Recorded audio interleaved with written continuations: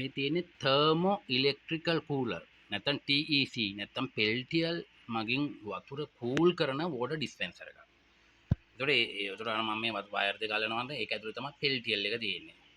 පෙල්ටියල් කියන්නේ පොඩි පටියක් ඒ කරන වාතයේ තියෙන වායු ගෝලයේ තියෙන වාතය අරගෙන තමයි එයා කූල් කරන්නේ. මේ තියෙන්නේ ඒ වගේ මේ වලට පේනවා ඇති මේ මෙතන පොඩි වට පේන්නේ ඇතුලේ පෙල්ටියල් එක.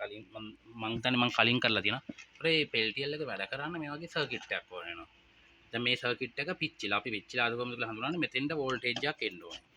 මෙතෙන්ට වෝල්ට් 230ක් ආපුවාම අනිවාර්යෙන් මේ හරියෙන් ෆෑන් එකේ වෝල්ටේජ් එක අවුට් වෙන්න ඕනේ වෝල්ට් 12ක් පෙල්ටියල් එක මෙතෙන්ට වදිනවා මෙතන වෝල්ට් 12ක් අවුට් වෙනවා මෙතන ඉන්ඩිකේට් ලයිට් එකක් තියෙනවා ඒක පත් වෙනවා. මෙන්න මෙතෙන්ට වදිනවා පොඩි සෙන්සර් එකක්. අපි ඒකට කියනවා MPC PTC සෙන්සර් එකක්. මෙන්න මේ සෙන්සර් එක වැඩ නොකරොත් මම මේ පෙන්නනවා මේක ටැංකිය ඇතුලේ වලට පියනවා. මේ ටැංකිය ඇතුලේ තියෙන සෙන්සර් එක මේ සෙන්සර් එක වැඩි වෙලාවක් වැඩ නොකරොත් අනිවාර්යෙන් මේකෙන් වෝල්ටේජ් එකක් අවුට් වෙන්නේ නැහැ. පෙල්ටියල් එකට වෝල්ටේජ් එකක් අවුට් වෙන්නේත් නැහැ.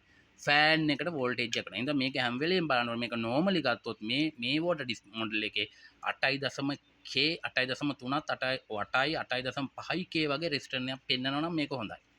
මොකද මේක ඇතුලේ තියෙන්නේ. මොකද මෙයාගෙන් තමයි වතුර සෙල්සියස් අංශක 5.5කට වගේ කූල් වුණාම ඕෆ් කරන්නේ මෙයා. ඊට පස්සේ අලුතෙන් වතුර එද්දි පරිසර උෂ්ණත්වයේ තියෙන ඒවා එද්දි තමයි නැවත ඔන්න එන්නේ.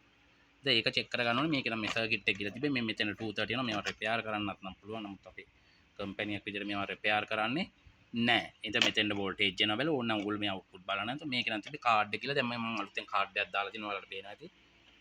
කාඩ් එකක් අලුතෙන් දාලා තිනවා. දැන් වැඩ කරනවා. දැන් මේකත් ෆෑන් එකත් වැඩ කරනවා. ෆෑන් එක වැඩ කරනවා. යටින් අපි අතාලලා බලුවොත් හීට් සින්ක් එක ගත්තොත් මේකේ හීට් සින්ක් එකත් හොඳට රත් වෙනවා. ඒ රත් වෙනවා කියන්නේ මේක එක පැත්තක් රත් වෙනවා. අනිත් පැත්ත කූල් වෙනවා. කූල් වෙන පැත්ත තමයි අපි මේ ටැංකිය පැත්තට අයි කරලා දෙන්නේ. ඉතින් මේවා හරි ලේසි.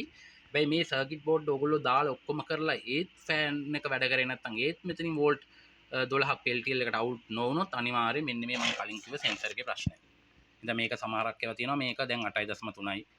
ඒකේ අපි බලමු මේක සම්පූර්ණයෙන්ම ඕෆ් වෙන්න යනවා මම හිතන්නේ පැය කමාරකට කාලයක්. එතකොට බලමු අපි මේකේ රෙසිස්ටන්ස් එක කීයද කියලා. එතකොට සාමාන්‍යයෙන් මේකේ රෙසිස්ටන්ස් එක ලොකු අගයක් ගන්නවා. ඒ අගේම තිබුණොත් එහෙම මෙයා හිතන්නේ වතුර කූල් වෙලා කියලා නැවත ඔන් කරන්න.